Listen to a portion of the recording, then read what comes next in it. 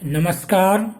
मैं नागेंद्र कुमार शर्मा, हिंदी विभाग, राम जयपाल महाविद्यालय छपरा, आपके समक्ष हिंदी के कृष्ण भक्त कवि सूरदास के सौंदर्य बोध पर अपने विचारों को लेकर प्रस्तुत हूँ।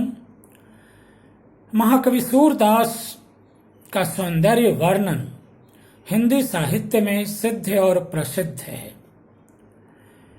उन्होंने अपने पदों में सौंदर्य का जिस व्यापकता और पूर्णता के साथ मनोयोग पूर्वक चित्रण किया है, उससे उनके सौंदर्य बोध से संबंधित सरलता, सहजता, स्पष्टता, गहनता, व्यापकता, सुरुचि संपन्नता, स्वच्छंद प्रियता आदि प्रवृत्तियां स्पष्ट रूप से परिलक्षित होती हैं।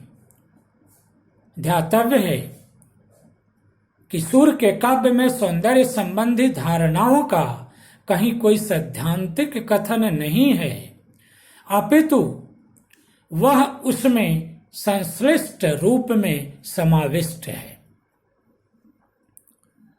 महाकवि सूरदास कवि होने के साथ साथ मूलतः भक्त थे। उनके पदों में श्री कृष्ण के प्रति भक्ति भावना अनेक सह धाराओं में प्रवाहित है। इससे उनके सौंदर्य बोध में स्थायित्व या शाश्वतता का गुण आ गया है।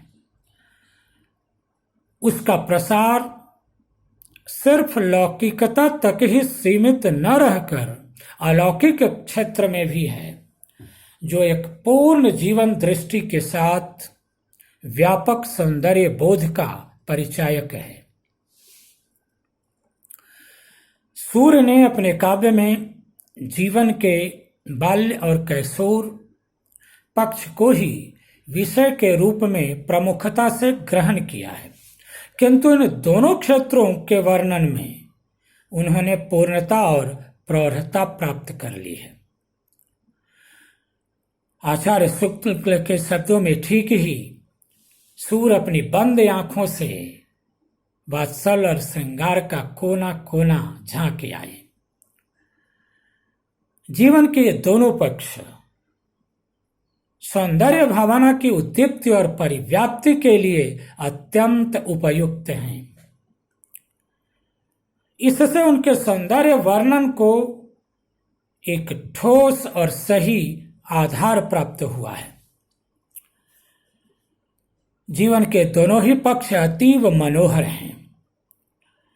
सूर्य ने अपनी सारी शक्ति इन्हीं के वर्णन में लगाई है, जो अपनी चारुता में अद्वितीय बन पड़े हैं। इस आधार पर कहा जा सकता है कि सूरदास का सौंदर्य बोध वास्तविकता के धरातल पर अधिष्ठित है। वह असामान्य या असुंदर जीवन दृश्यों के बीच सौंदर्य की तलाश नहीं करता, वरन निसर्ग सिद्ध सुंदरता में ही सुंदर को देखने का समर्थक और पक्षधर है, या फिर सुंदर को ही सुंदरतम बनाने में रत। सूरदास ने अपने पदों में वात्सल्य और श्रृंगार का विशद निरूपण किया है। उनका सूर सागर इन्हीं भावों के रस से भरा रस सागर है। श्री कृष्ण की बाल लीलाओं के चित्रण में कवि ने सर्वत्र सहजता और मनोवैज्ञानिकता को ध्यान में रखा है। उसने बालक कृष्ण की चपल चटुल क्रीड़ाओं के साथ माता यशोदा के वात्सल्यपूर्ण हृदय का भी बड़ा स्वाभाविक वर्णन किया है। उनके वात्सल्य वर्णन में पूरी व्यापकता, गहराई और सहृदयता है, जिसके कारण वे विषय अपनी वैयक्तिक सीमा को छोड़ निर्वैयक्तिकता के स्तर पर विराजमान हैं वे साधारणीकृत हो गए हैं। कृष्ण की बाल लीलाएं एवं मनोवृत्तियां सभी सामान्य बालकों की तरह ही हैं और माता यशोदा भी माता मात्र का प्रतिनिधित्व करती है। इसके मूल में वस्तुतः बालकों के रूप, सौंदर्य और मनोरम क्रीड़ाओं के साथ माता के सहज स्निग्ध ममतामय हृदय पर कवि की पकड़ है। सूरदास के सौंदर्य वर्णन या उनके सौंदर्य बोध का आधार उनका प्रेम वर्णन है। उनका प्रेम वर्णन अत्युत्कृष्ट है। उनके राधा और कृष्ण के बीच प्रेम भाव का स्फुरन बिल्कुल स्वाभाविक रूप में हुआ है। उनके कृष्ण यदि रूप और गुण के आगार हैं तो राधा भी समस्त श्री सौंदर्य संपन्ना है। साथ साथ रहते और खेलते खाते दोनों एक दूसरे के प्रति आकृष्ट होते हैं और फिर उनमें स्थायी प्रेम संबंध स्थापित हो जाता है। इस प्रकार सूर्य के प्रेम का प्रारंभ और विकास साहचर्य और रूप शोभा के योग पर आधारित है, जो प्रेम तत्व की दृष्टि से अत्यंत स्वाभाविक है। तत्पश्चात कवि ने राधा और कृष्ण के प्रेम संबंध तथा रंग रहस्य के जिन सूक्ष्माति सूक्ष्म कपाटों को खोला है, उससे उसकी सौंदर्य दृष्टि की सूक्ष्मता, व्यापकता और गहराई पर पूरा प्रकाश पड़ता है। इस संदर्भ में कवि द्वारा कहीं कहीं घोर स्थूल श्रृंगारिक चेष्टाओं का भी वर्णन हुआ है, किंतु उसे पूर्णतः अश्लील ही न मानकर कवि द्वारा श्रृंगार को पूर्णता और समग्रता में देखने दिखाने के प्रयत्न रूप में ही ग्रहण करना चाहिए। फिर भी एक बात तो स्पष्ट है कि सूरदास किंचित स्वच्छंद मनोवृत्ति के थे। उनके लिए मर्यादा पालन हर स्थिति में आवश्यक नहीं। जिस प्रकार उन्होंने भक्ति के क्षेत्र में रागानुगा भक्ति को स्वीकार करते हुए शास्त्र विहित विधि निषेधों की उपेक्षा की है, उसी प्रकार प्रेम के क्षेत्र में भी सामाजिक मर्यादाओं का तिरस्कार किया है। सूरदास के समग्र सौंदर्य चित्रण को स्थूलतः 3 वर्गों में रखकर समझा जा सकता है: मानव रूप सौंदर्य चित्रण, प्राकृतिक सौंदर्य चित्रण और लीला सौंदर्य चित्रण। मानवीय रूप सौंदर्य चित्रण के अंतर्गत सूरदास ने कृष्ण के शैशव से लेकर किशोरावस्था तक के अनेक मनोहारी चित्र अंकित किए हैं। वस्तुतः सूर्य के कृष्ण सुंदरता के सागर हैं, जिनके संबंध में वे कहते हैं, शोभा सिंधु न अंत रहीरी। यहां उदाहरण के लिए कृष्ण की रूप माधुरी से संबंधित सिर्फ एक दृश्य द्रष्टव्य है: चंद कोटि प्रकाश मुख अवतंस कोटि भान। चंद कोटि प्रकाश मुख अवतंस कोटि भान, कोटि मनमथ वारी छवि पर निरख दीजति दान।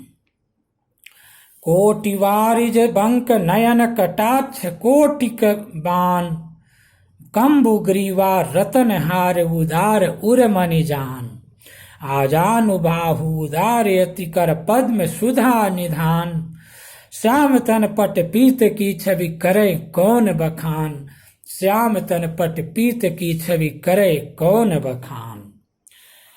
मानवीय रूप सौंदर्य के अतिरिक्त प्राकृतिक सौंदर्य का भी सूर ने बड़ा आकर्षक चित्र उतारा है। रास लीला के प्रसंग में सूर द्वारा चित्रित प्रकृति सौंदर्य का एक अद्भुत दृश्य यह है। शरदनिशि देखि हरि हरस पायो, शरदनिशि देखि हरि हरस पायो, विपिन वृंदा रमन सुभग फूले सुमन, रास रुचि श्याम के मन ही आयो। परम उज्ज्वल रायनी, परम उज्ज्वल रायनी, छिटकी रही भूमि पर, सद्य फल तरनि प्रति लटकी लायो, तय सोई परम रमणीक जमुन पुलिन, त्रिविध बहे पवन आनंद जागे। इसी प्रकार संपूर्ण सूर काव्य श्री कृष्ण के लीला सौंदर्य से आपूरित है। लीला का प्रयोजन स्वयं लीला है। भावार्थ यह कि इन लीलाओं का उद्देश्य सौंदर्य भावना जागृत करना ही है। श्री कृष्ण के संहारक और आह्लादक सभी कार्य लीला हैं और सूर साहित्य श्री कृष्ण की इन प्राकृत और अति प्राकृत लीलाओं के सौंदर्य से भरा पूरा है। अंत में सूरदास के काव्य कौशल से भी उनकी सौंदर्य धारणा को स्पष्ट करने का प्रयास करना जरूरी है। सूर के सौंदर्य वर्णन की अपनी विशिष्टता है। उनका रूप और वर्ण का सौंदर्यांकन अधिकांशतः अलंकारिक है, जिसमें हमें सौंदर्य की एक अत्यंत उत्कृष्ट दृष्टि और विविध उपमानों की कल्पना का चमत्कार भी मिलता है। अंधे होते हुए भी उन्होंने सौंदर्य वर्णनों में जिस प्रकार के उपमान प्रस्तुत किए हैं वे सचमुच आश्चर्यजनक हैं। उनका इतना होते हुए भी उनमें अलंकरण के प्रति व्यामोह नहीं है। उनका कथ्य अलंकारों के भार से दबा नहीं है, अपितु अलंकार भावोत्कर्ष में सहायक ही सिद्ध हुए हैं। यह स्थिति सूर की सौंदर्य विषयक परिष्कृति किंतु अकृत्रिमता की धारणा का संकेत देती है। निष्कर्षतः सूरदास सौंदर्यशील वृत्ति के कवि थे। जीवन की कुरूपताओं और कटुताओं के निरूपण निराकरण में उनका मन न रमा है। वास्तव में वे युगल सरकार के उपासक थे, किसी मुगल सरकार के नहीं। उनका सौंदर्य बोध परिष्कृत, सुरुचि संपन्न, व्यापक, सूक्ष्म और गहन गंभीर है। साथ ही उसमें स्वच्छंद प्रियता की प्रवृत्ति का भी किंचित योग है। धन्यवाद।